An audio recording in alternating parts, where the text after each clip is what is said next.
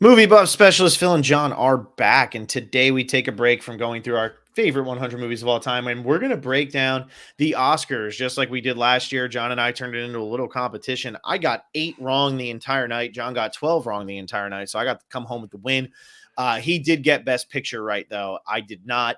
Both of us were on Mulligan for Best Actress, and she did not win. That went to Frances McDormand. Both of us were on Chadwick for Best Actor, and Hopkins ended up pulling that one out, and that's who I had as a should win. So that made me feel good.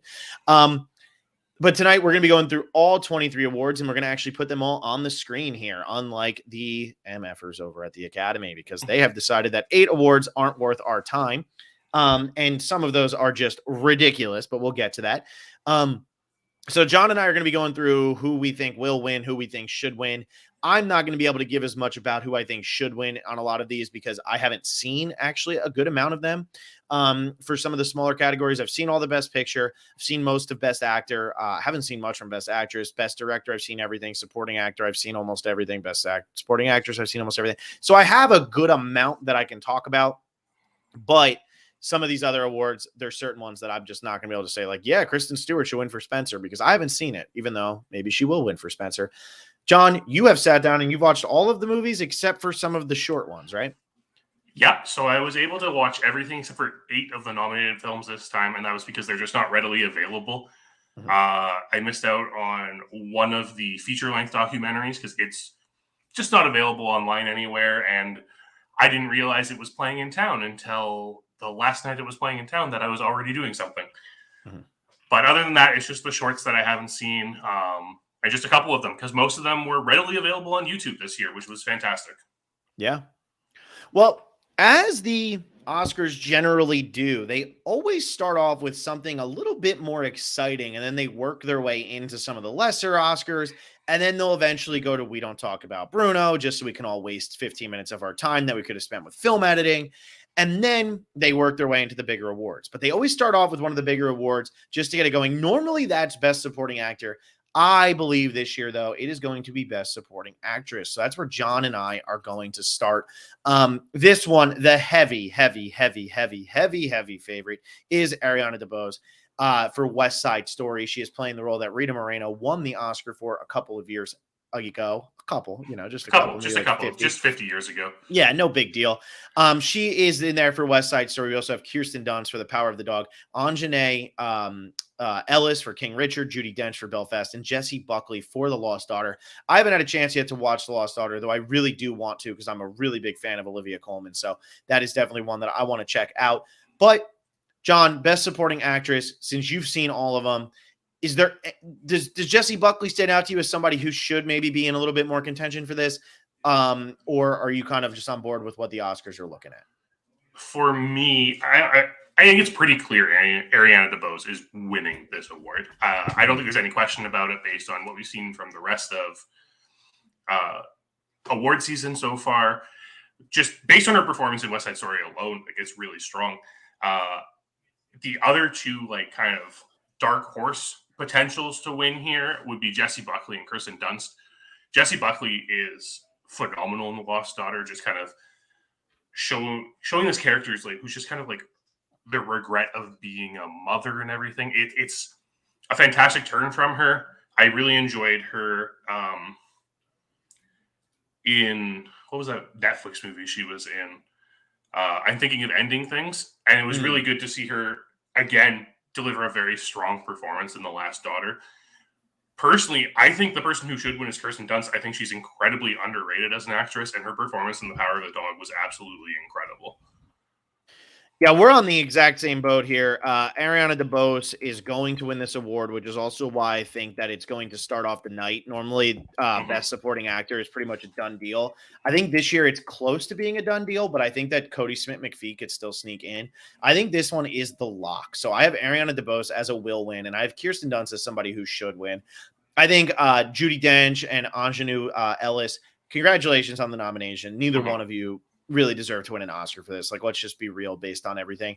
I think it's going to be Ariana DeBose. She is a huge betting favorite. If anybody looks at the betting line, she's like -2,000, which pretty much means you have to bet $2,000 just to win 100. So congratulations on that. If you really want to take that chance, huge favorite, biggest one of the night in these big categories, with the exception of director, but we'll get to that one later. I think that one has been a locked in thing for the longest time. But now that we've gotten that one out of the way, we're going to go and we're going to talk about some of these Oscars that the Oscars just don't feel are actually important. And we're going to start off with one that I don't feel is important, and that is Best Documentary Short Subject. This is a category where I'm always confused when it comes up, and I'm like, yes, this is still an Oscar. And I understand you have to throw it in here. This is, the beginning of stuff, for a lot of young filmmakers. But at the same time, what are we doing? I have no idea what I'm looking at when it comes to these ever, and I don't think really the Academy has any idea what they're doing either when it comes to these. Has anybody ever watched the Best Documentary Short Subject? I don't know. But I do know that I can look at odds, and that's the only reason that I know anything. So, John, what are you thinking here? So I've seen all of these except for When We Were Bullies. That was the only one that wasn't available and that anywhere. Is the one yeah. I figured so when it was the one that wasn't available. 2 of these were available, or 3 of them were available on Netflix. So this is actually one of the most easily viewable documentary shorts I've ever found, with Audible, Lead Me Home, and 3 Songs for Benazir all being on Netflix. And The Queen of Basketball is on YouTube. Okay. So really easy to watch all of these. Documentaries are so hard to figure out what makes a good documentary, because it has to have a compelling subject matter. And also, I feel like a documentary has to do something different in order to really set itself apart from other documentaries. In this case, the subject matter for these were kind of okay. Audible is about a high school for the deaf that has one of the best high school football teams in all of the states. Lead Me Home is about homelessness. Queen of Basketball is about the first woman to score a point in basketball in the Olympics. And she was drafted into the NBA, I believe. She was drafted into the NBA. Yeah. That's correct. Really compelling story. I didn't like the documentary that much, though. 3 Songs for Benazir is about an Afghani man enlisting in the army. Personally, I feel like Audible probably wins this one. It was the most comprehensive of these as a documentary. Lead Me Home really had me for a little bit, but it didn't go far enough into the subject, in my opinion. It felt like a subject that needed a feature length rather than a short doc. So I'm going to give this one to Audible. Got it. I am, as somebody who didn't see any of these and just heard of them for the first time when I looked at them right now, I'm going to go with the Queen of Basketball, and here's my reason why. Based on everything you just said and based on what I know, the Queen of Basketball is a way for Hollywood to be like, hey, look, we can get some famous people maybe who are involved with this. Louisa Harris is the subject of this. It checks a lot of boxes, too, for what the Oscars are looking for. We have a woman of color being drafted into the NBA. That's a gigantic check mark for what the Oscars are looking for. Yeah. I think it's the most palatable. And I also think that when it just comes down to it, that's normally where these go. These go to the ones that like most people have access to. And while you said they're on Netflix, this one's on YouTube. I think that just gives people a lot more. And this is the one that I feel more people would actually be interested in sitting down to watch, because you're going to get a lot of sports people who are in the Academy now who are going to want to vote for this kind of thing. We saw a couple years ago when it was Kobe Bryant who ended up winning an Oscar, I believe, because he was a producer on something. So I think that's what we're ultimately going to end up seeing here with the Queen of Basketball. That's why I'm going to go with that. My one concern is I really didn't like the presentation of the Queen of Basketball, which was essentially just it was just Lucy telling her story with a couple of clips. Like, they're not interviewing anyone about it. It's all strictly just like Lucy the entire time. And it felt like it was missing something for me. But I definitely do agree. It is that subject matter that the Academy loves. All right, well, let's jump over from one short to another, and we'll just get through all the shorts here because this is what you're all dying to see. Best Short Film Animated, John. So the nominees for this one are Robin, Bestia, The Windshield Wiper, Box Ballet, which I know is box ballet, but I wanted to say box ballet because it's all one word. And Affairs of the Art. Now, back when I was in college, I used to be able to see all of these every year. Not seeing them this year. John, do you have a favorite from these, or were these where you couldn't really find them? Oh, I have an easy favorite. I was only able to watch 3 of them. Okay. Bestia and Box Ballet were very hard to find, and I couldn't find them. I watched Robin first, which is just kind of your basic like claymation style. It's got a few bigger names attached to it. Affairs of the Art was really interesting. It's a very interesting animation style. Interesting like story of like a woman kind of like growing through her art and everything like that. And I was really into it when I first watched it. Then I watched The Windshield Wiper, and oh my god, this is probably the most beautiful animated short I've ever seen. There you go. I will say this, John, as somebody who knows nothing about anything. So are you going to go with The Windshield Wiper for I'm this? absolutely going with The Windshield Wiper. It was so moving. It has almost no dialogue the entire time. It's this ponderance on love, and it's absolutely gorgeous. Definitely worth just like watch it. It's on YouTube. Watch it on YouTube. It's definitely worth spending the 20 minutes its runtime is. So here's what I got. It's on Netflix. Most people are going to watch it. It's a Netflix one. It's the only Netflix one, so it's not going to offset like it possibly happened with Short Subject. I'm going Robin. I don't know anything about it. You said it's pretty basic claymation. You didn't seem to really love it. Too bad, John. That's going to be your winner because it's on Netflix and because Netflix is just going to pick up award after award this year. And I think that this is going to be kind of a turning point for Netflix and people taking them a little bit more serious, even though people have been since Roma and all of that. But I think this is really going to be the one that sets them apart and gets them moving in the right direction. But again, I don't really have anything to say about this because I haven't seen them. So let's finish out the shorts. Just like the Oscars are trying to do, we're trying to get these out of the way. Best short film live action. So the nominees for this one are The Long Goodbye, which I'm hoping is a remake of the Elliot Gould film.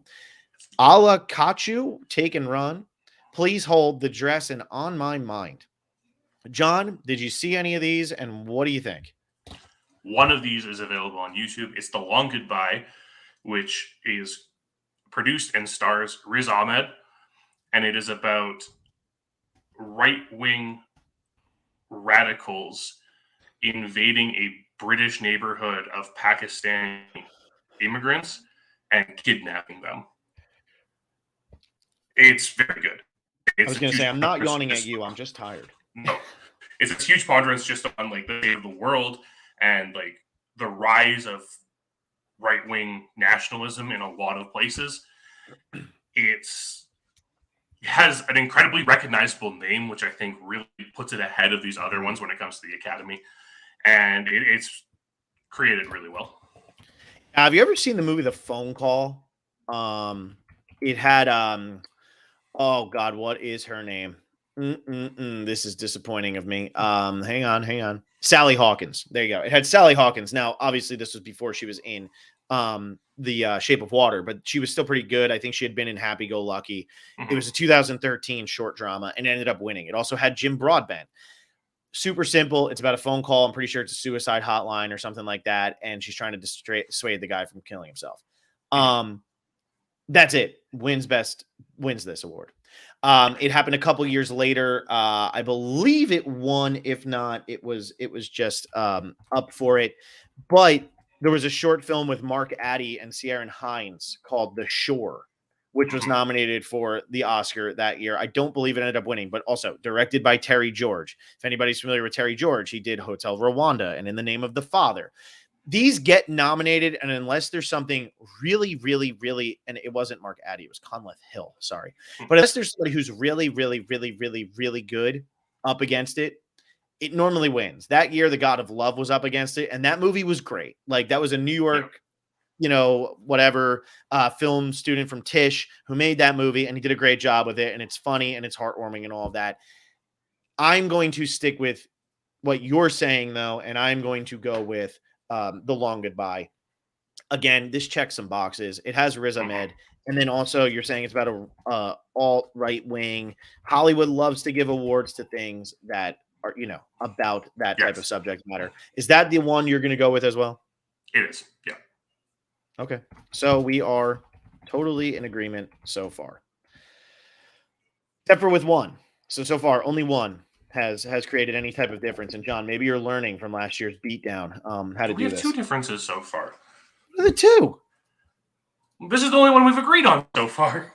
And Ariana DeBose. Yeah, you're right. Robin, the windshield wiper. I can't see past my nose. All right. Let's jump over to one. This one is ridiculous that they cut this from the show. And I have to say, this is normally actually the biggest precursor to what is going to win Best Picture. That is the crazy part, right? Like, if you're not nominated for this, you can't win Best Picture. This gets cut, and this is ridiculous because without film editors, there are no movies. Without film editors, they can't exist because there's nobody to actually make the movie. How do they cut film editing from this? And they have "We Won't Talk About Bruno," whatever nonsense from Encanto in there. It makes no sense. This really makes me mad. I got to be honest. But for best film editing this year, we have Don't Look Up. Sure. Tick, Tick, Boom. The Power of the Dog, King Richard, and Dune. So Tick, Tick, Boom, the only one to not get an Oscar Best Picture nomination that is in this category. Best Film Editing. This one's kind of interesting. We have 5 very different styles. Don't Look Up. Mhm. The style is shit. So that's a different kind of style. I don't know how it got nominated. But then we also have the style of The Power of the Dog. It's slower. It's a little bit more methodical. King Richard, it's got a lot of montages, things like that. Tick, Tick, Boom. Anytime you have anything with music, you got to have a little bit of a beat even to just your editing. And then you have Dune, which is slow, methodical, but it's doing it in a science fiction-y way that you're not necessarily seeing with The Power of the Dog. A lot of kind of like interesting choices. John, what's your gut telling you with these? And this is one where I can actually talk about it. I'm very excited about this. My gut's telling me that this will be the only time the Academy will not show this award on the broadcast. There's been a huge hullabaloo about it.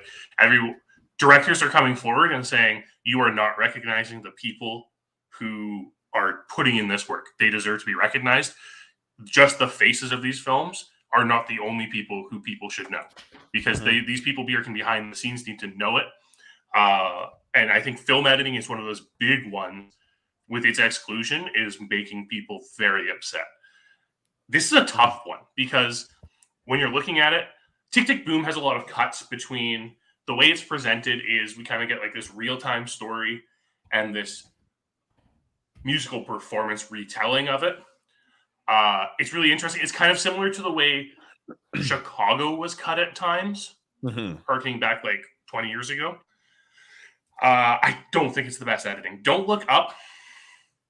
The only reason I can possibly think Don't Look Up gets put in this category is because people are giving it more credit than it deserves of being edited in a way that these like shock and awe videos are edited on like YouTube and stuff nowadays. Like stylistically, doesn't feel like it works for a feature film, but I understand what they are going for with it. Not for everyone. King Richard's a sports movie with like montage and stuff, right? So it's understandable why it's in the editing. I really think it comes down to The Power of the Dog and Dune, and honestly, I think Dune probably takes it here. Yeah, so this is an interesting one for me. So you're going to go ahead and you're going to put Dune, and I'm going to type that one in for you. So I am going to read off the names of the people since you just said we never do that. Hank Corwin is the editor for Don't Look Up. Hank Corwin has been nominated for 3 Oscars. He's worked a lot with Adam McKay. He did Vice. He did The Big Short. He also edited The Tree of Life, though, which is actually well edited, unbelievably well edited. So he's picked up. This is his 3rd Oscar nomination. We also have, though, for Tick, Tick, Boom, Myron Kirsten, who this is her first nomination. Or I'm sorry, his first nomination is a picture of a woman, but it's not him. And then Andrew Weissblum, who was nominated previously for Black Swan. So we have those 2 for Tick, Tick, Boom. Peter Cyberis for Power of the Dog, first Oscar nomination. Pamela Martin for King Richard has also been nominated for Oscar. I forget if it was for The Fighter or Little Miss Sunshine, but has done The Fighter, Little Miss Sunshine, Battle of the Sexes. Really good in this genre, so that helps. And then we have Joe Walker. And Joe Walker, to me, is the one who's going to end up coming away with this for Dune because he's been nominated for 3 Oscars. He's been nominated for Arrival, and he's been nominated for Sicario. And those are movies that people really, really, really, really like. And actually, I'm sorry, he wasn't nominated for Sicario. He was nominated for 12 Years a Slave and didn't end up winning. And I think that this is a way to kind of give respect to somebody who has been around for a little bit, has been a part of really big movies, did Sicario, did Widows, Blade Runner 2049. I mean, if you go down the line, it's pretty ridiculous. And I think that most people just kind of know who he maybe won't even know who he is, but I do think Dune will carry it over the top. And so I'm going to go with Dune as well. Joe Walker also did Shame, so big collaborator with Steve McQueen. And I think that it's ultimately going to work in his favor this time. Yeah, I mean, if you listen, like the movies you just listed are Steve McQueen movies and Denis Villeneuve films. Yeah. So he's definitely the biggest heavy hitter out of all of these. And Dune is a beautifully edited movie. Yeah. So there you go. And he won't be able to go up there and accept this award because the Oscars are too worried about the ratings, which aren't going to be high anyway. All right, John, next up, I'm going to jump to production design. So we're going to go over to production design. This is Patrice Vermette and Zuzana Zipos for Dune, Tamara Duverall and Shane View for Nightmare Alley, Grant Major and Amber Richards for Power of the Dog, Stephen Duchant and Nancy High for The Tragedy of Macbeth, and Adam Stockhausen and Rena D'Angelo for West Side Story. What's your mind, what's your gut, what's your heart telling you with production design? This is honestly one of the toughest ones for me to figure out because the production design on all of these movies are very different from one another and they're all very well done. Dune really captures a science fiction movie in a way we haven't seen science fiction captured before. The scarcity of the design and everything is so beautiful, but does that play against it in this award category? Nightmare Alley, I thought did the carnival stuff really well. And like the city stuff didn't really do it for me. It didn't really do enough to differentiate for me. And it felt like this huge juxtaposition to the carnival section. Power of the Dog, I think, completely captures the waning years of the Wild West beautifully. West Side Story, I mean, you've mentioned it previously that you find West Side Story's production design is too clean. It doesn't really capture like the essence of this neighborhood during this time frame. And The Tragedy of Macbeth is so different in its production design. It's a very barren production design. It's a lot of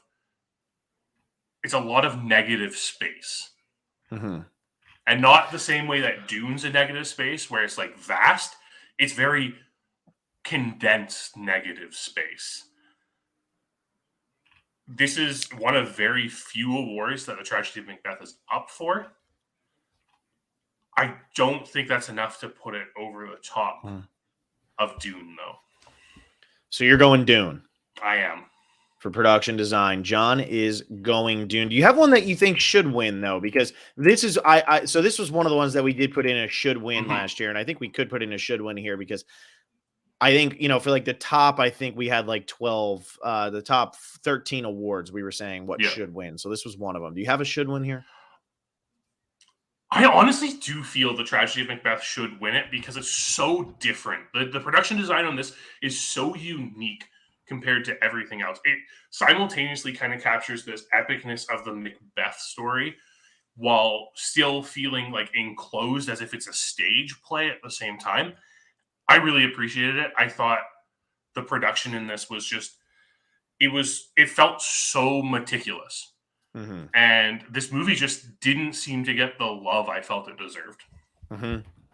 Yeah, I think it has no chance, and I didn't see the movie, so I can't really go there. I am stuck between Dune and Nightmare Alley. Now, Nightmare Alley, this is really the only chance it has to win. If it's going to win, it's going to win here.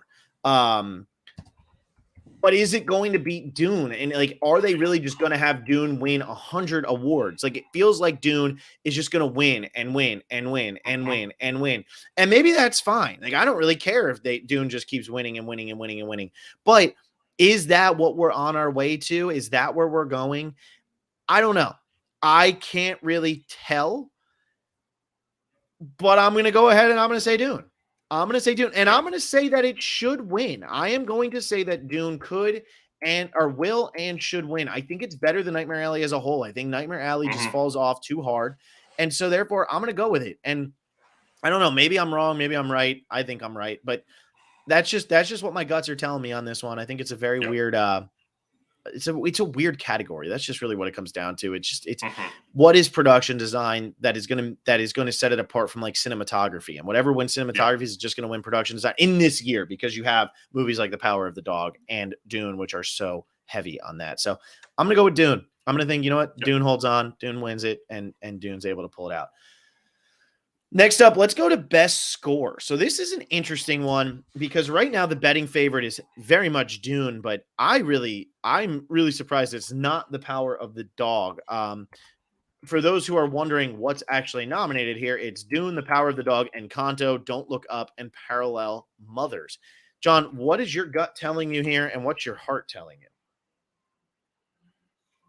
I don't remember the score from Don't Look Up. Okay, I don't remember it at all. That movie's 2.5 hours long, and I can't remember any of the themes from it at all. Correct me if I'm wrong, but Encanto's original score is all of the non-songs in it, correct? I believe so.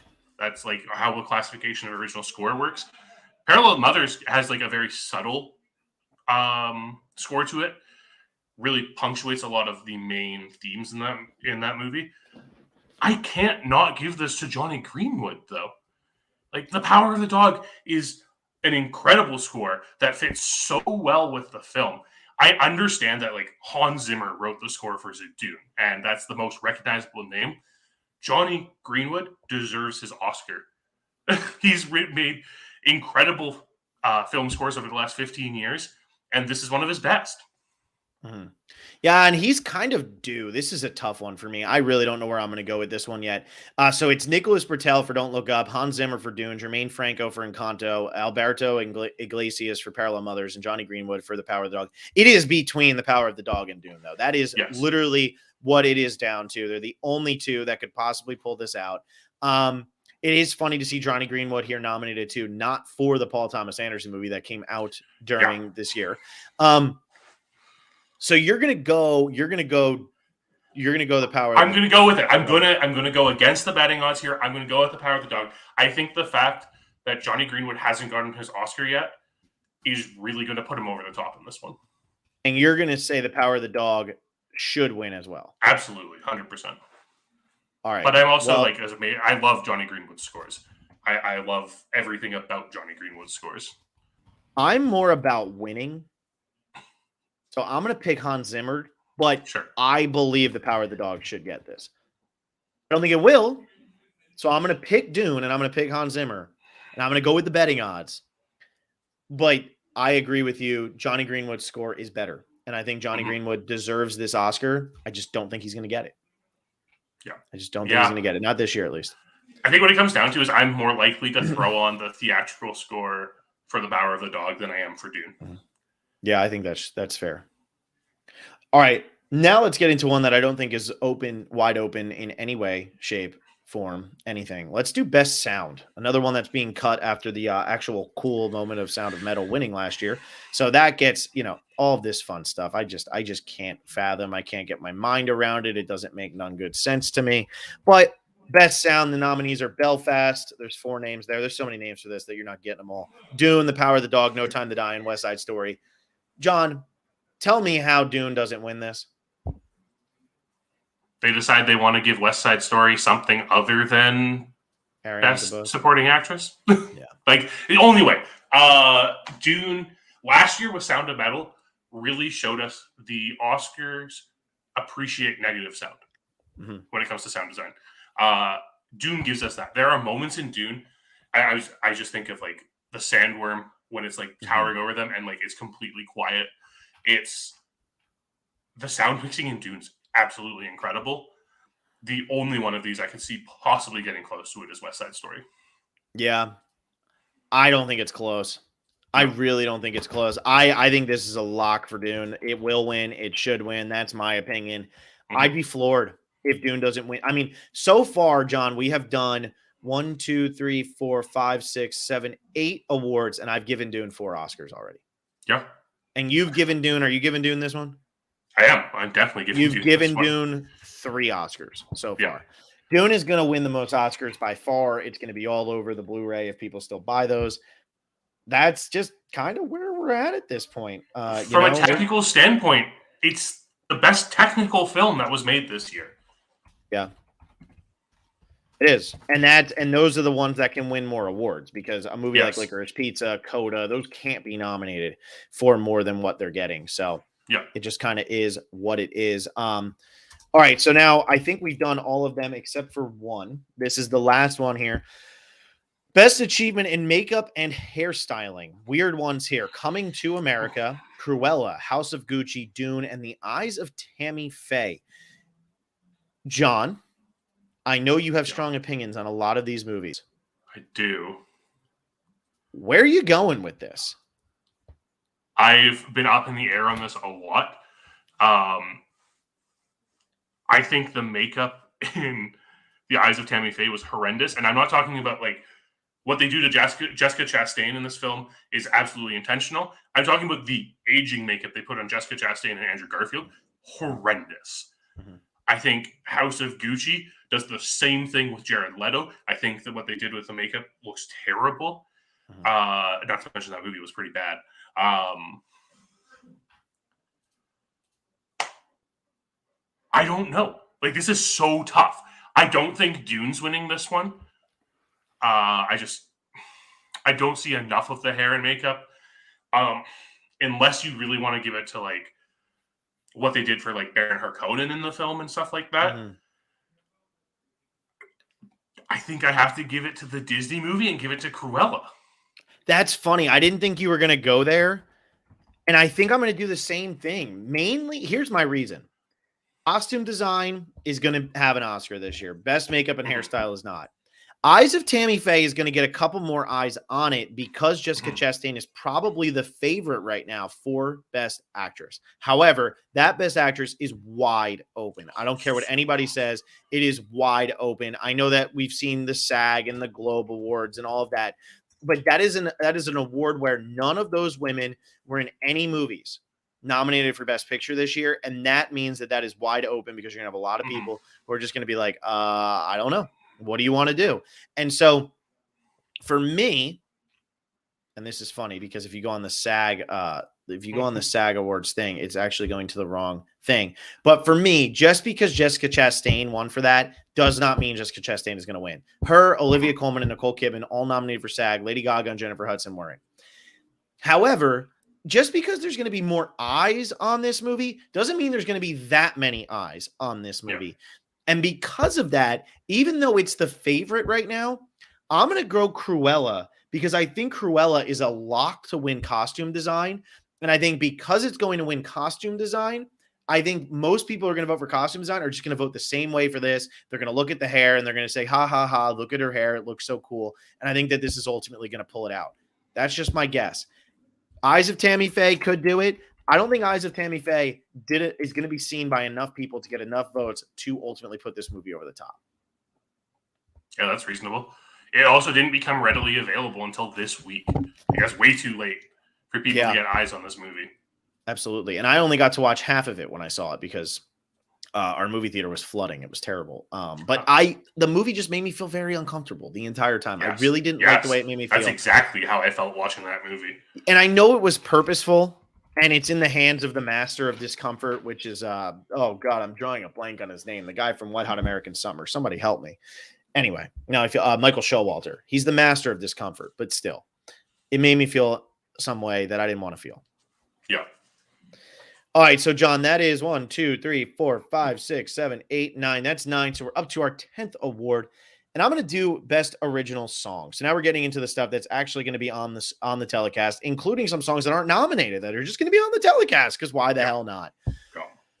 This year we have Down to Joy from Belfast, Dos Oruguitas from Encanto. Couldn't tell you when that song happened. Somehow You Do from 4 Good Days. That's a Diane Warren song. Van Morrison for Belfast. Lin-Manuel Miranda for Encanto. King Richard, Beyonce and Dixon with Be Alive, and For No Time to Die, Billie Eilish and Phineas O'Connell with No Time to Die. This is, I would say, one of the most competitive best song categories we've seen in a very, very, very, very, very, very long time. I personally, and I'll say this now, this is one where should win, could win, who the hell cares? My should win, if we were actually doing that, would be Van Morrison, just because I really love Van Morrison. I think he really nailed what this movie was all about. So I was really into that. But I don't know if he can get over the top on this. I hope he does, but I really don't think he's going to. Okay, so who do you think is? I'm going to make my official pick here. Hang on, let me think. So my gut is telling me Billie Eilish. Okay. Lin-Manuel Miranda, please throw that song out. I don't care. Diane Warren, nobody's going to see that movie. You did. I don't know why. Nobody's going to see that. I did watch that movie, and it was not good. Don't watch that movie. Beyonce could sneak in here. Beyonce could sneak in. Hey, it's Beyonce. People really like, I've said this before, and I'll say it again. People can buy Oscars, and Beyonce could definitely spend it and buy it. Oh, this is tough. And then, like, Billie Eilish, though. Is there anybody bigger than Billie Eilish right now? And she just did James Bond. But she's also, what, like 19 12? years old? I know, but still. I just think of that Apple TV preview that really touched my heartstrings. I need you to feel good so I can feel good. You know, I mean, I really felt for her there. See, this was also a fantastic Bond theme. There's no. It was a great. That's what I'm saying. Like, no, theme. it really was. Yeah. I was way more impressed with this Bond theme than I thought I would be. It's one of the better ones in recent years because they didn't use the best one in recent years. I will never forgive them for not using Radiohead for Spectre. I'm giving it to Lin-Manuel Miranda. Why? I think this is the song everyone remembers out of these ones. Of these. What songs. Is it? It's the one towards the end of Encanto where they're talking about like the grandmother and her husband and like the journey there. It's like the big touching emotional song in the movie. They got the thumbs down thing on here like they do on Skype. I want to give you the thumbs down. I know. No, and we are in agreement on Encanto, so I'm not giving you a hard time. I don't remember that song. That's fair. I don't remember any of the songs from this movie. I thought it was kind of a dud of a movie, but I think Lin-Manuel Miranda's name has been out there so much when it comes to these type of things lately. I think that puts him over the top. Do you think what's ultimately going to put him over the top is the fact that we don't talk about Bruno didn't get nominated and that's what people want? Possibly. I saw an article recently in which Lin-Manuel Miranda discussed the fact that he submitted Dos Orgo. I don't know how to pronounce this. I'm sorry, guys. I don't speak Spanish. He submitted this song because he felt this was more the song that was worthy of winning an Oscar. And he didn't. And at that time, We Don't Talk About Bruno wasn't the TikTok craze that it is now. Mm-hmm. He felt this is the song that was deserving of the Oscar, and this was the song more in line with what the Oscars allows to win this award. Whereas, like, We Don't Talk About Bruno, very fun song, but it's not the type of song that tends to win this award. Yeah. And the fact that I think about Jai Ho, maybe the most famous song to ever win this award. Yeah. So I just think that, like, I mean, spoiler alert, I don't think Encanto's winning any other award. So I think it gets it here. All right, so you're gonna go Dos Oruguitas from Encanto. I'm gonna go with Billie Eilish. She's won everything up till this point. And so I'm gonna stick with my gut. She's won the Golden Globe, the Critics' Choice, Hollywood Music and Media Awards, Society of Composer and Lyricists. She won everything. She's beaten everybody. But those are all things that are voted on by musicians and not by Academy people. I'm just saying. You know what though? You know, I could see Beyonce or Van Morrison pulling this out. Could too. A lot of old people like Van Morrison, and then you have Beyonce, who nobody's bigger than Beyonce. Yeah, exactly. Like, this is a wide open category in my fact. There's one that doesn't matter.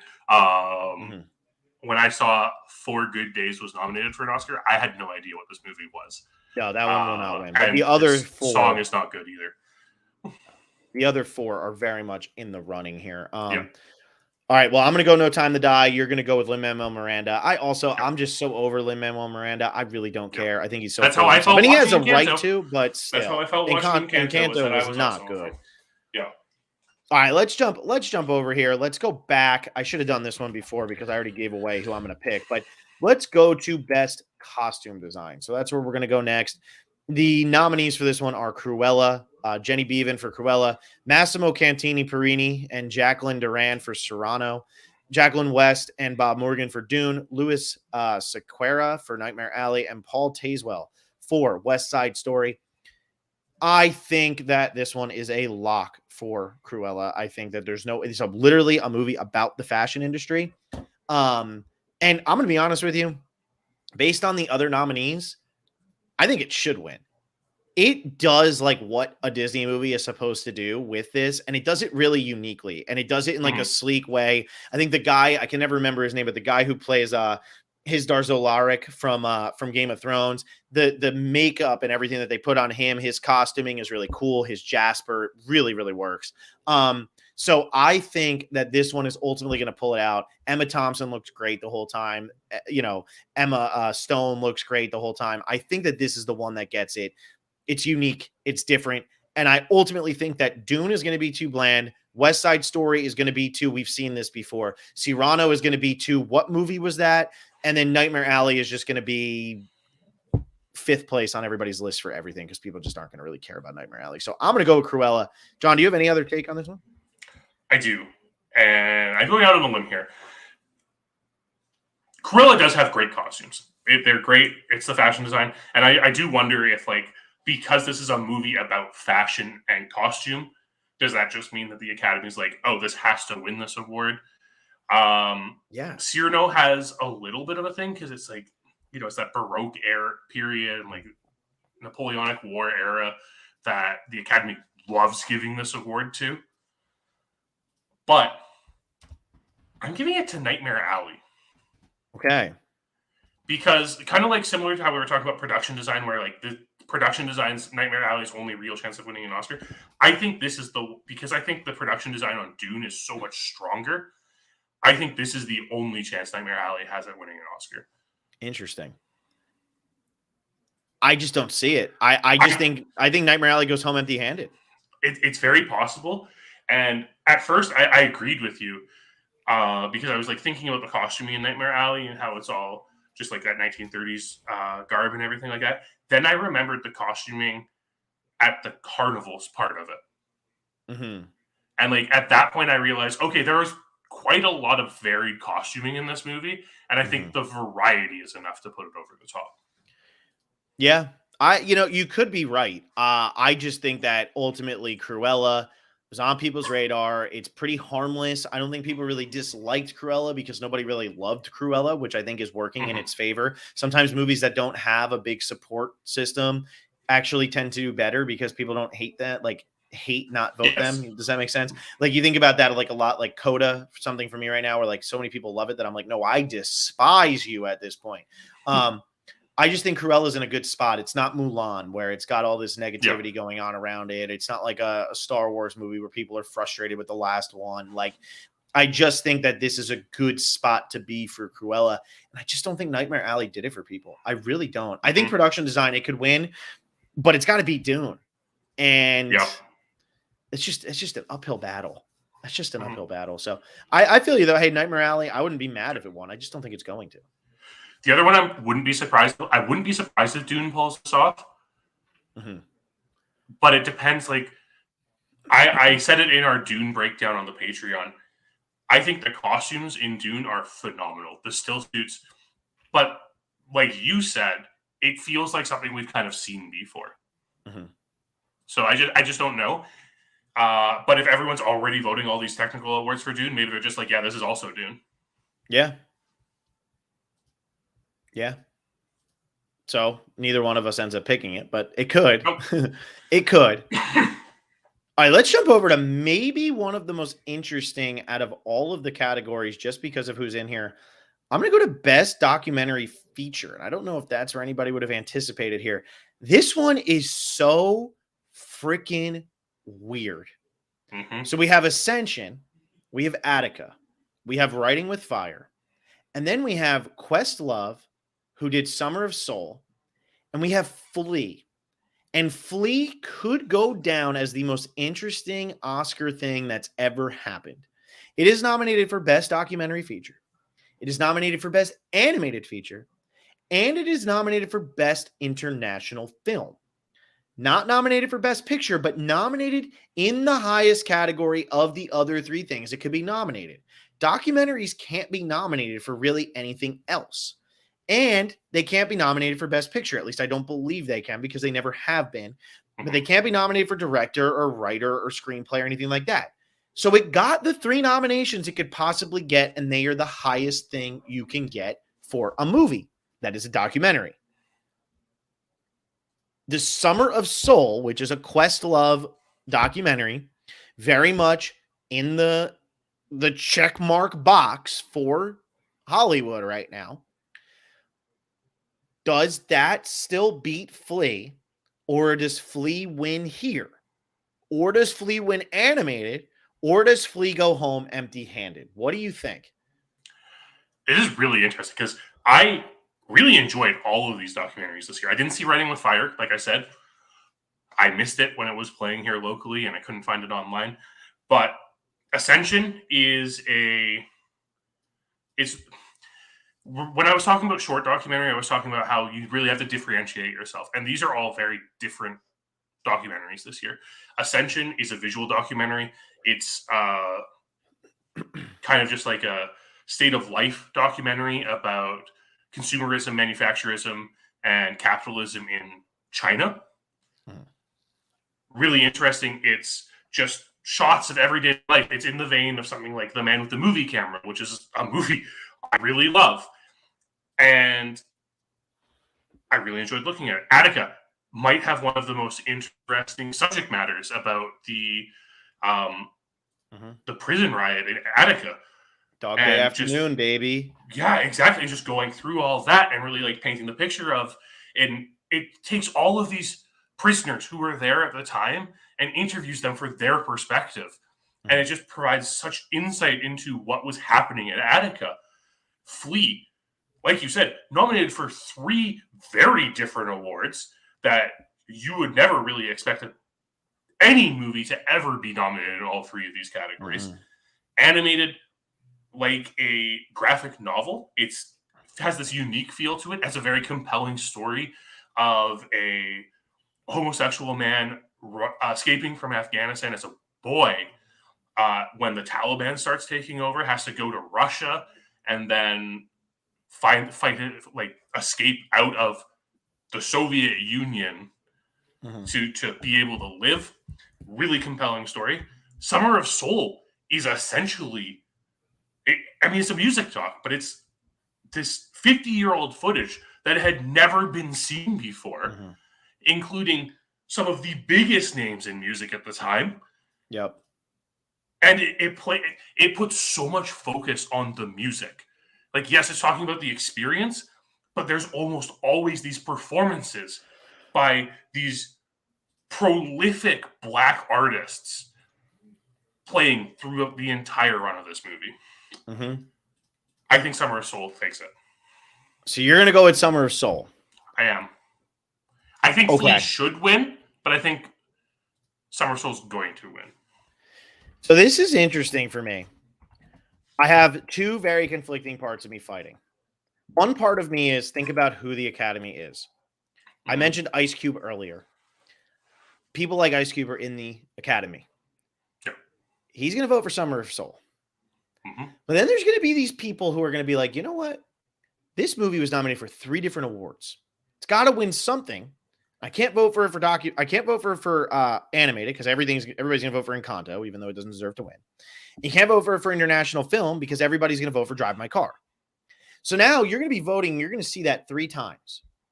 And you're going to say, what? I'm going to go with Flea. I'm going to take a chance. Okay. I'm going to take a chance. Summer of Soul is probably going to win this award. This is how I felt about Anthony Hopkins last year, where I was like, he should win, but Chadwick's going to win, but Anthony could win. And I just stuck with Chadwick. And Anthony Hopkins won. I think this is a weird situation where Summer of Soul doesn't win, ultimately because the story behind Flea is just more interesting. And I'm going to be honest, I bet you most people who are voting for this haven't seen either of them. Very possible. All right, let's jump into. We're gonna do 2 more fleas in a row here. Let's go to best international feature.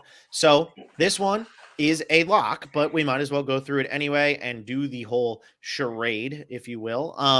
This, as they say, is part of the show that they should not have. We have Drive My Car, Flee, Lunana, A Yak in the Classroom. Sure.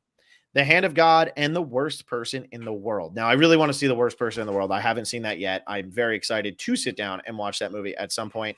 But why are we even wasting our breath? Drive My Car gets nominated for Best Director and Best Picture. Is there any way it doesn't win, John? No, there's no way it doesn't win. But I do want to say, I love this category this year.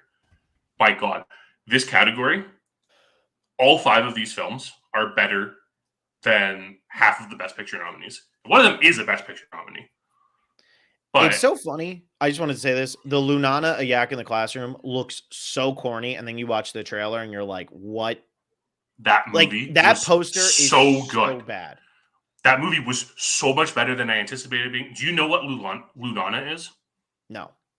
It is the most isolated primary school in the entire world. It's an 8-day hike in the Himalayas to get to it. Nice. And the filmmakers took their equipment to film on location in Lunana. They only used Highlanders from that region in the film. That's pretty cool. It's a phenomenal film. That movie really hit me because it's about a teacher who is feeling very apathetic towards teaching, moving to a rural community to teach. It hit me really hard from a personal level, but the movie completely surprised me. It was a beautiful movie. I was so impressed with it. When I learned that all of these people are not trained actors and they're just like the local Highlanders, I was even more impressed. And the lengths they went to. Like, this is an 8-day hike in the Himalayas carrying 65 donkeys worth of gear. And you know what they say? All for naught. Drive My Car wins. It does. But like these other movies. No, I hear what you're saying. These other movies, like The Worst Person in the World, phenomenal. Again, in the vein of Licorice Pizza, it's kind of a coming of age story. It's an older person coming of age story, but it kind of really captures this like millennial spirit we have going on right now of like people not really sure what they want to do or where they're at life. And it's so nice seeing films like this being made. It's a beautiful film. Definitely go watch it. What was the other one? Flee, we already talked about. And The Hand of God. Totally surprised by this film. It was also absolutely gorgeous for a Netflix movie. But Netflix international movies always tend to be better than they always tend to be Netflix better. Movies. That's a fact. That's a fact. All right. But Drive My Car, we're both in agreement. I'm etching it in marker permanent. Okay, now we're going to get into the part of the show where we're actually going to start talking about what should win. We're down to animated feature, visual effects, cinematography, adapted screenplay, original screenplay, supporting actor, actress, director, and picture. And we're going to start off with animated feature. I think one of the weakest categories we have at the Oscars this year, and by far the weakest. One of the weakest years for this category since its inception back in 2001. Yes. There is absolutely nothing here that I'm excited about. We talked about Flee earlier. I haven't seen Flee, so I can't really say much to that. The other nominees for this category are Encanto, Luca, The Mitchells vs. the Machines, Raya and the Last Dragon, and Flee. I will just make my statement now. I believe that Encanto is going to win. I am going to put that down as my will win. And I'm going to put The Mitchells vs. the Machines as my should win because I haven't seen it. And that means it's already been a better impact on my life than the other movies in this category that I have seen. And I already put Flee for something else. The Mitchells vs. the Machines is a Netflix movie that is Michael Rianda and Jeff Rowe directed it. So I don't really know anything about it. It looks cool enough. Danny McBride, Maya Rudolph, Eric Andre, a couple of cool things in there. I don't care. Encanto, I did not like very much. Luca, so bland. And Raya and the Last Dragon, it's just like 3 of the most bland Disney/Pixar movies to ever come out. Like, since Pixar and Disney started making good movies, these are what you don't want. Luca is so bland. And Kanto, where's the middle of that movie? Where's the end of that movie? It just ends. It's just like, oh, here it is. And then Raya and the Last Dragon could have been so much more than it was. And ultimately, it just falls on its face. These are 3 movies that look incredibly good. And once you get beyond that, you're like, what do I care about any of this? So Encanto is going to win. It's got Lin-Manuel Miranda attached to it and all that, blah, blah, blah, blah, blah. But the Mitchells versus the Machines is what I will be rooting for on Oscar night, because that would just make me very happy. I disagree. I disagree. With the Mitchells versus the Machines? Okay, I don't disagree on these movies being bland and boring and not good, because they are. All I gave Encanto, Raya and the Last Dragon, Mitchells versus the Machines, and Luca, like 2 stars. They're all just like such boring movies. Disney has fallen into this rut where they just follow the exact same story structure for every single movie they make now. It's really disappointing. Raya and the Last Dragon had so much potential, and I did enjoy it. It's actually the one that I enjoyed the most out of those 4, but it's just a MacGuffin chase the entire time. Mm-hmm. Mitchells vs. the Machines, I felt was really long for some reason. And it just didn't feel, it felt like it was kind of like playing on this like counterculture youth movement, like without leaning into the counterculture movement and really leaning into this like awkward parent-child relationship. Just didn't do it for me. I'm giving it to Flea. Flea should win. And wow, there we go. I hope you're right. I mean, I'd be fine with I hope I'm right too. I hope I'm right too. But I really feel in this like sea of mediocrity that there was this year, Flea was the superior animated film. It's the most distinct animated film in the way it's animated. And it just has the most compelling story out of all of them. I just think Encanto is on Disney Plus, and it was on Disney Plus for a long time. I don't disagree, but I'm really hoping it's Flea. I hope you're right. I mean, like I said, the Mitchells versus the Machines was just what I picked because, hey, you know what? It didn't affect my life in a negative way yet. But it sounds like, based on what you're saying, it will if I ever watch it. All right, let's jump over to Best Visual Effects. So, Best Visual Effects, we have Dune, Free Guy, No Time to Die, Shang-Chi and the Legend of the Ten Rings, and Spider-Man No Way Home. Now, this one is a lock in my estimation, and it should be, but I will have to say here. Go ahead. I don't know why you said a single title after you said Dune. Exactly. However, I will say Free Guy looked pretty cool. Had the video game thing going on. I think it looks pretty good. Spider-Man No Way Home and Shang-Chi, I haven't seen either of them, but from what I saw from trailers, they probably looked like every other Marvel movie. No Time to Die, in a year where we didn't have everything so, like, you know, sci-fi heavy, I think that it would have a chance, but it's Dune, and Dune should win, and Dune will win, and Dune should win, and Dune will win. Can I just type Dune 4 times, Sean? Absolutely. There's no question about it. Like, the visual effects in this movie are absolutely astounding. They are. And that's just Denis Villeneuve in general right now, right? Yes. Like, anything he touches turns to amazing. So, good for him. All right. Since we didn't waste any time on that one, let's jump over to cinematography. So, best cinematography here, John. Another category that seems like it could be a lock, although I think there could be the potential for an upset in this one. We have Dune, Nightmare Alley, The Power of the Dog, The Tragedy of Macbeth, and West Side Story. It's Greg Fraser for Dune, Dan Lawson for Nightmare Alley, Ari Wegner for The Power of the Dog, Bruno Delbonnel for The Tragedy of Macbeth, and Janice Kaminsky for West Side Story. Where is your heart going on this one? I think Dune wins. I think Dune should win. I think it's a lot closer than visual effects.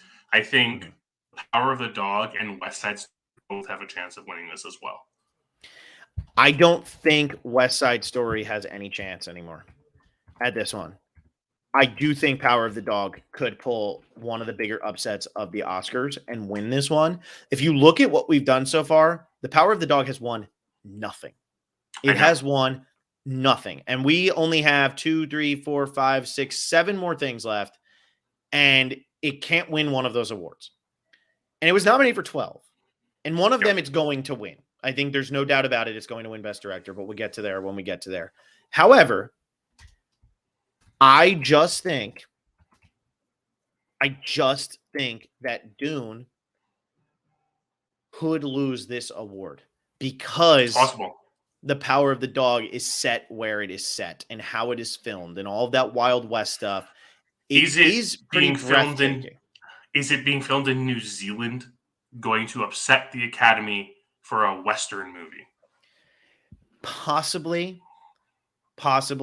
And I don't think it's ultimately going to matter. I'm just saying it could potentially win this. If there's an upset on Oscar night, like if you're picking this pool, you're doing a pool against your friends or whatever, and you're like, hey, what is going to win? And I want to go against Phil and John on one thing. This is where you could go with Power of the Dog. Yeah, I agree. I think it's, like I said, I think it's a lot closer than a lot of these like technical categories for Dune. I still think Dune cinematography is absolutely breathtaking. I also think Drive My Car should have been nominated for cinematography this year, but that's just me. Yeah. Nightmare Alley, I don't think deserved it here. I think it was better for production design and all of that, but cinematography, it shouldn't have gotten. All right, we're back. Now we're back. We're into the big seven now. And I mean, obviously, it's the big eight. We already did supporting actors because we did just like what the Oscars do. We're going to go to best original screenplay first. Best original and adapted screenplay, I think, are two horse races. So for best original screenplay, we have Kenneth Branagh for Belfast. We have Adam McKay and David Serrata for Don't Look Up. Paul Thomas Anderson for Licorice Pizza. Zach Balan for King Richard. And Eskel Voight and Joaquin Trier, I butchered those, for The Worst Person in the World. Now, I haven't seen The Worst Person in the World, and I really want to, and I think I'm going to really like it.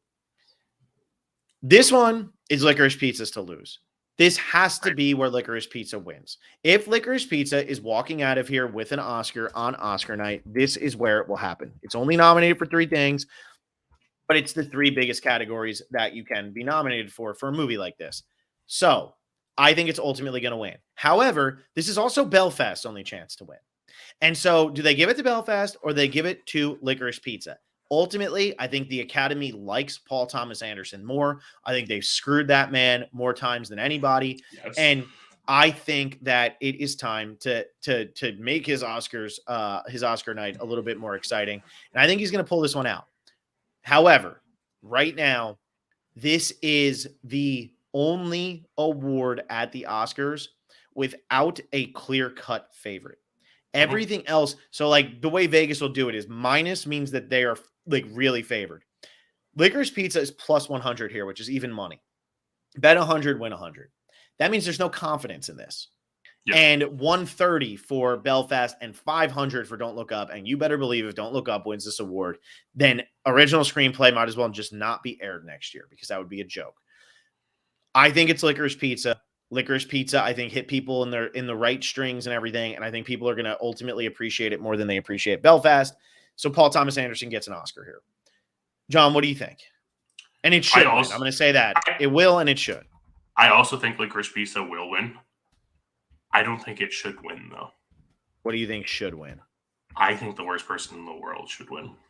I had a feeling you were going to say that, and I bet you once I see that movie, I will probably feel the same way. Yeah, that movie it really hits you watching Julie just kind of go through life and like relationships and determining like what's going to happen with her. It's a really impactful movie. It has moments of complete joy and complete devastation. It's a very well-rounded movie, and I don't think it can win this because it's an international film. Mm-hmm. And like you said, the Academy loves Paul Thomas Anderson, and I'm not slighting Paul Thomas Anderson and the screenplay for Licorice Pizza because I love that movie. I just think The Worst Person in the World has a better screenplay. Yeah. But I do think Licorice Pizza is winning. Yeah. All right. So we both have Licorice Pizza for that one. Yeah. I don't think The Worst Person in the World can have it. It's kind of how I felt with Vanessa Kirby. Should have won Best Actress last year, and going into it, she never really had a chance in hell. So, it is what it is. All right, let's jump over to the other screenplay, and this one I have a lot more invested in. Oh boy, do I ever! So this is for Best Adapted Screenplay: Sean Heder for Coda, Ryuzuki Hamaguchi and Takamasa Oi for Drive My Car, John Spates, Denis Villeneuve, and Eric Roth. I'm never going to say it right, for Dune. Maggie Gyllenhaal for The Lost Daughter, and Jane Campion for The Power of the Dog. Now, this Coda has come out to be the favorite here for Sean Heder.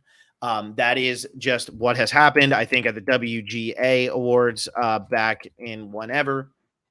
That was won by Sean Heder, I do believe. I'm going to look that up to make sure I'm actually correct. And Adam McKay also won for that, just so everybody knows. So Don't Look Up won original screenplay, and Coda won adapted screenplay. However, I was ignoring these awards because of that. I'm just going to ignore the WGA. I don't think that ultimately is what's going to happen when Oscar night actually comes. Best original screenplay, Belfast wasn't even nominated for that because Kenneth Branagh isn't actually in the WGA. Right. Dune couldn't be nominated. Oh no, Dune was nominated. I'm sorry. Dune's adapted, Joe. It was The Power of the Dog that couldn't be nominated because Jane Campion also isn't in the WGA. They're both in the DGA, so they couldn't be nominated for these awards. So I'm throwing those out. I'm going to pretend that Don't Look Up and Coda didn't win. Coda is favored here. What do you got, John? With adapted screenplay is so hard. What are the criteria that these Academy voters are voting on? Are they voting on which one translates best to film? Are they actually like looking at what was original, like the original adaptation, and how good of an adaptation of that original source material is the film? Normally, I would say it's the former, where, let's be honest, most of these people probably have never read any of these things that these have been adapted from. Except for maybe Dune. Except for Dune. And that's the thing that I think it's a tough one. I'm going to give it to Dune. Wow. I'm going to give it to Dune because I do feel Dune is popular enough of a novel that people will have read it, and then seeing this Denis Villeneuve vision of this film, they'll be like, oh my God, that's exactly how I remember Dune. Mm-hmm. And I do think it's such an honest retelling of Dune that I think it has the edge here. What do you think should win? Yeah, that's what I was just going to ask. Do I think it should win? See, I'm also one of those people who's only read Dune out of all of these things. I have to give it to my favorite movie of the year, though. I have to give it the should win to Drive My Car. I think you overthought this category.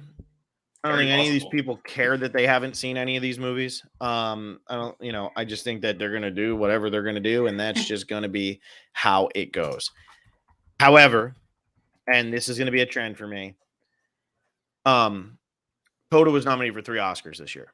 I refuse to say it will win any of them. I refuse. Yeah. Just like Don't Look Up, I refuse. There's one, right?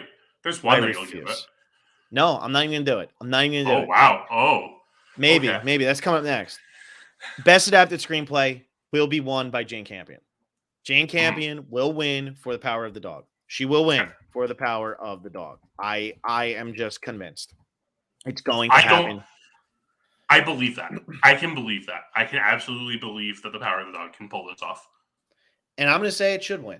I loved it. I thought it was a great screenplay. I thought that everything about it was well paced. I thought it was just well done.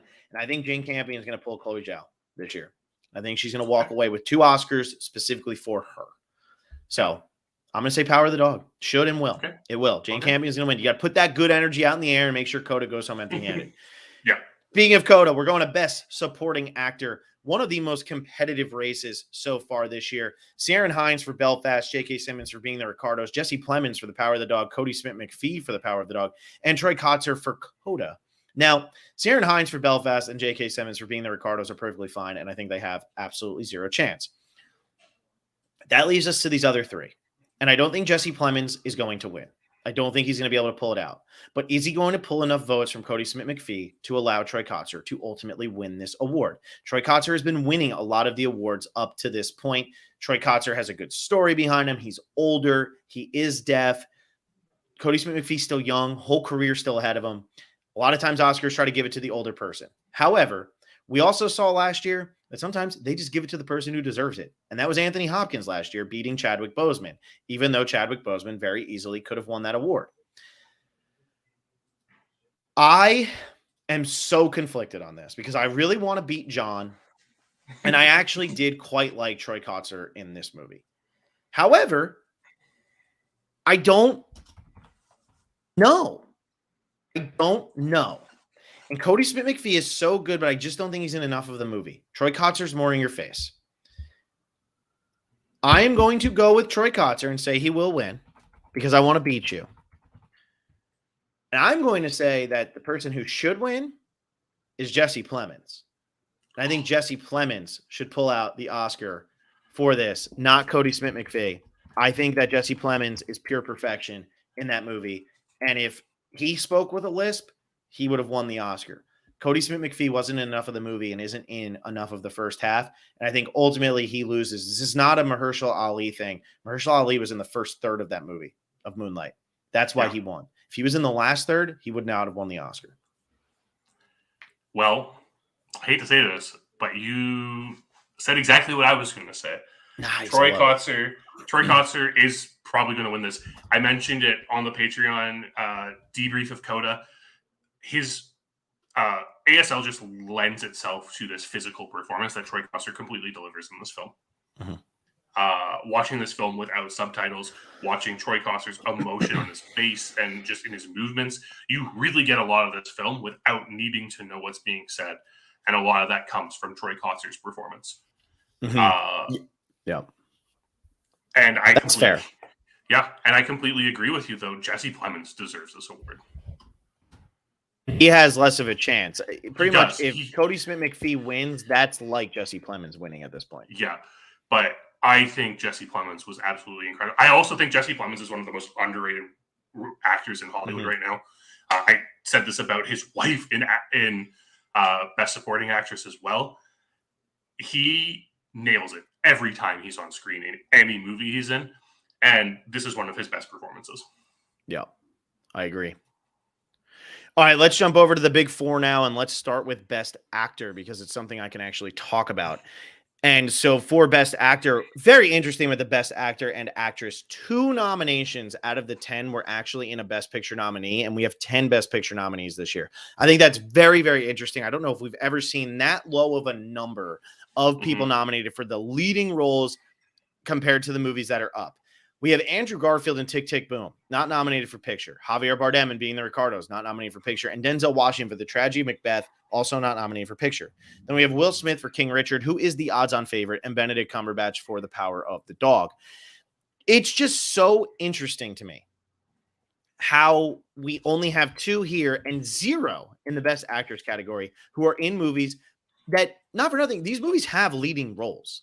Like, you could have nominated the kid from Belfast. You could have nominated, what's her name from Coda. You could have nominated the actor in Drive My Car. You could have nominated somebody from Dune. You could have nominated, what's his name? Bradley Cooper, if you really wanted to. I still think Elena Haim and Cooper Hoffman got robbed. I think both of them should have been nominated. You could nominate Rachel Ziegler, who's not even invited to the Oscars, from what I heard, and now they had to just have her as a presenter because that was a total snub.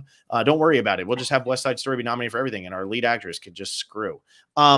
So this is weird, and I think it's so obvious that Will Smith is going to win.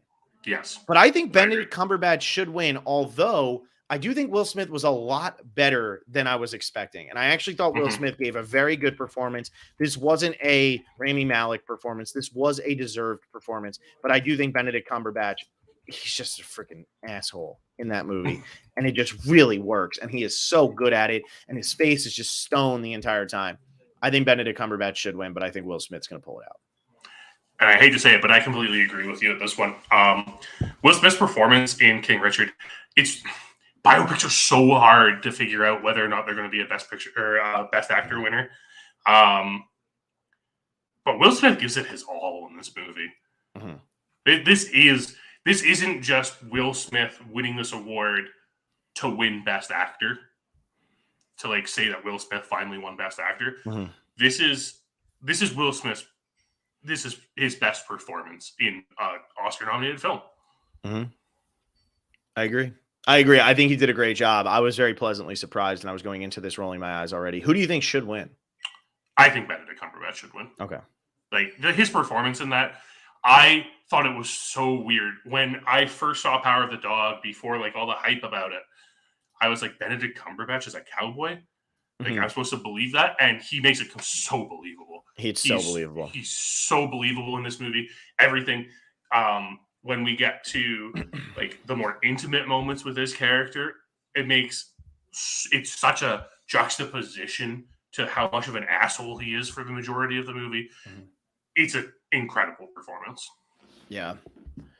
All right, but we're both in agreement. It's going to be Will Smith's time. It's finally his time to shine, and he's going to get that award.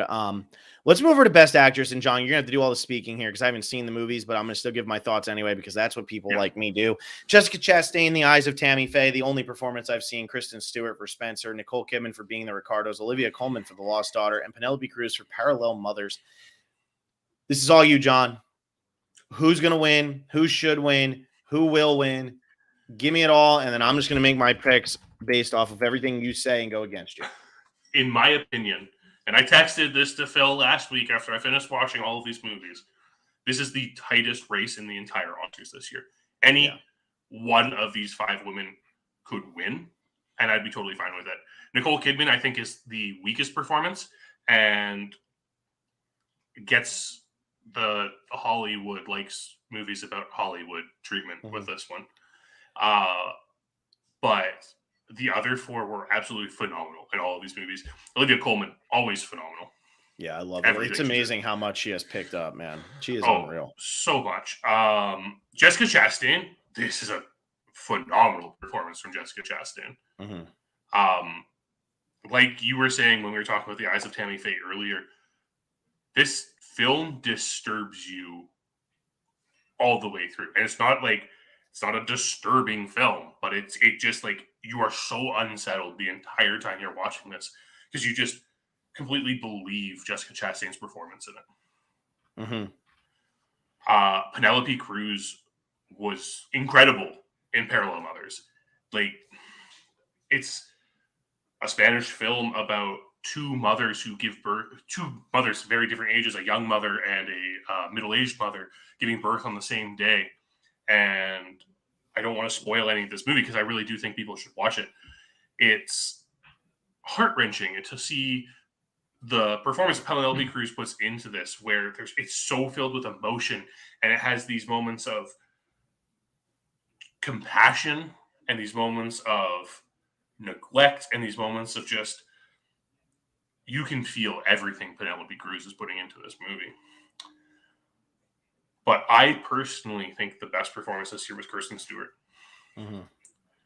I think Kirsten Stewart performance in Spencer is absolutely incredible. It really went to show like the pressures put on Princess Diana by the royal family, especially with everything going on with the royal family now, and like the spotlight on Harry and Meghan and all of that. I think this movie came out at a very good time for it to win an award.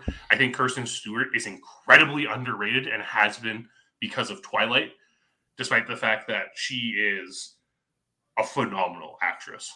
Mm-hmm. And I really do think her performance in Spencer was absolutely incredible. Yeah. So is that who you're going with will win and should win, or what do you think? Kirsten Stewart is the should win. I think Jessica Chastain is going to win. Yeah, this is a hard one for me, and I'm really throwing darts here because I have no idea what's going to happen, and I think this one's wide open. Jessica Chastain has been around for a little bit now, about 10 years, and people have loved pretty much everything she's in. So this feels like a good time to give her Oscar. But she's going up against Nicole Kidman, Olivia Colman, Penelope Cruz, and Kristen Stewart. And none of these movies have really been that scene.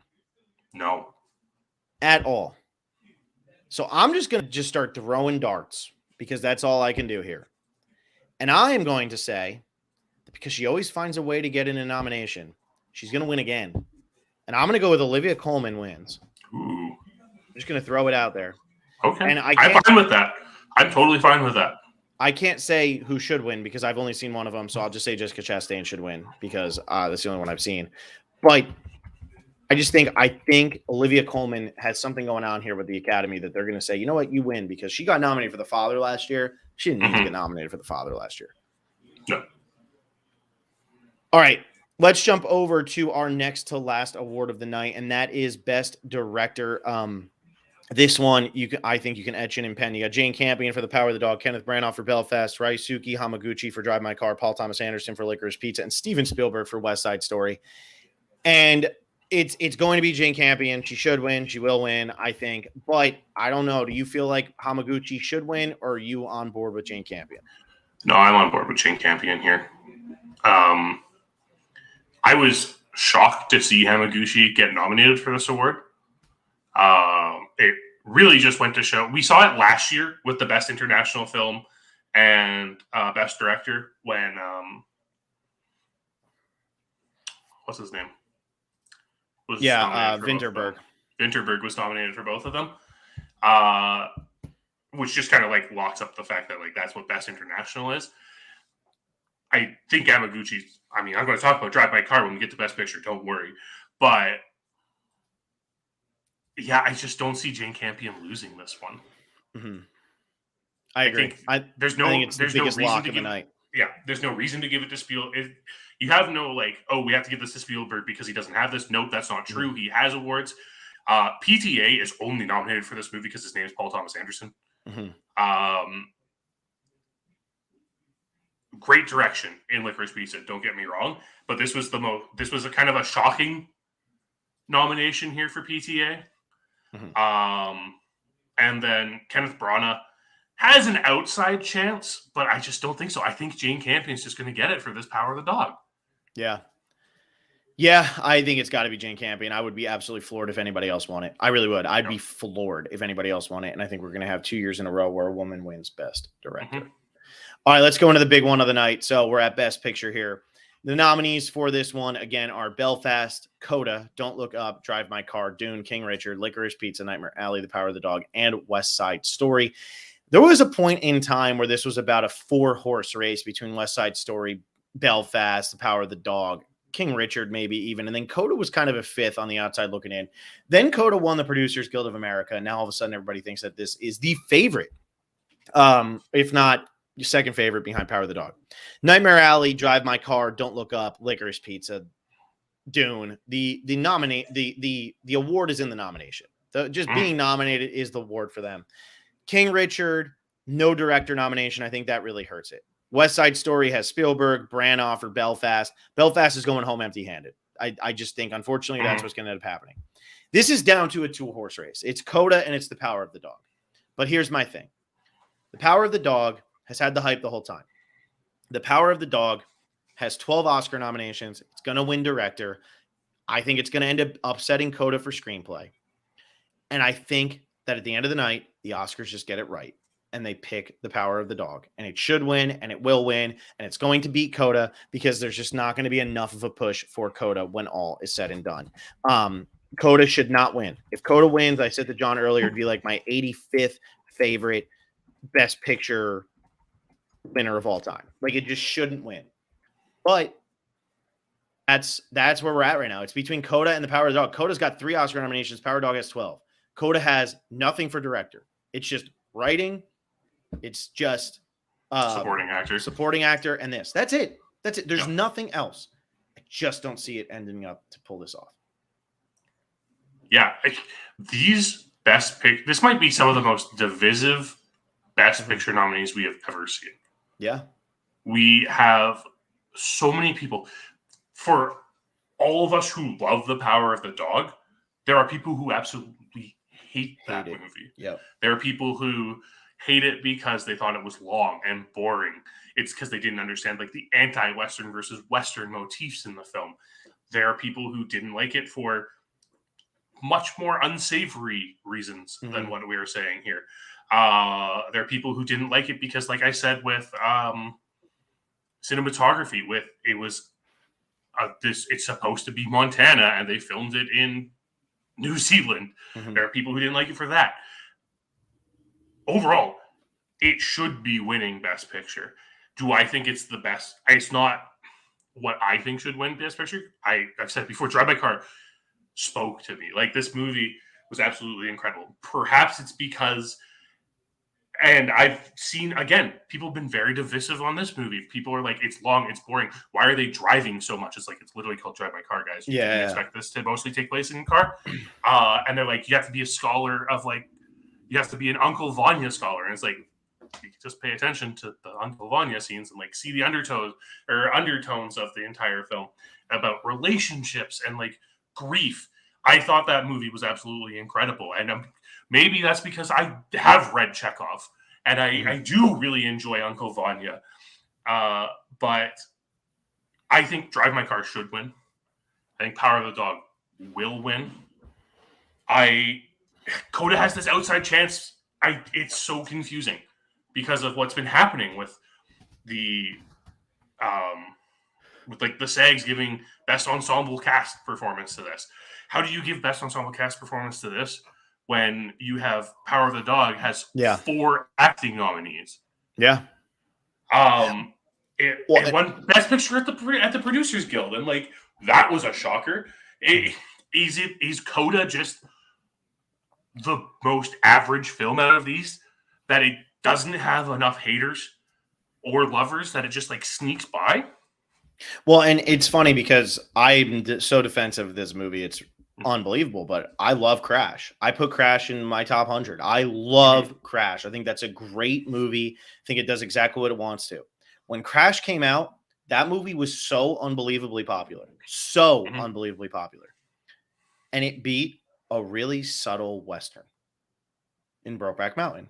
And now what happens? Everybody hates Crash except for me. Now I'm just constantly having to defend Crash and say that it's actually a great movie and that people just completely miss the point of it because now they just want to get so into, racism and this and that they can't just sit down and watch a freaking movie and understand that, like, hey, most of the conversations that are happening are still this. However, people hate that movie now, 17 years later. That's Coda versus The Power of the Dog.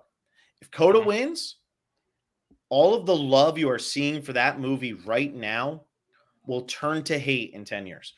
In 10 years, it'll all turn to hate. How did Crash become so popular? Started on the festival circuit, worked its way through, ends up winning Best Picture almost a full 2 years after it came out. What's happened to Coda? Starts off on the festival circuit. It's worked its way through. Once you get 5 years removed from this movie, people are going to sit down and go, wait, what? This is what we have? Like, what? And that's how a lot of people feel about Crash. Now, I totally disagree about Crash, but that's how I feel this would go. Coda will not win Best Picture. I'm putting it out into the world. It will not win Best Picture. Best Picture is going to go to The Power of the Dog. We're just going to have to get stressed out about Coda for a little bit longer. But The Power of the Dog is going to win. And if Coda does win, it's one of the worst Best Picture winners of all time. I just happen to see it sooner than a lot of other people. That's all. There are 10 nominees this year in a year that only needed 5 nominees. Absolutely. And absolutely. The disparity between what is it? The Power of the Dog, Licorice Pizza, Drive My Car, and then like 2 of West Side Story, Dune, and Belfast is massive when you look at the other ones. Yeah. It really is. It really is.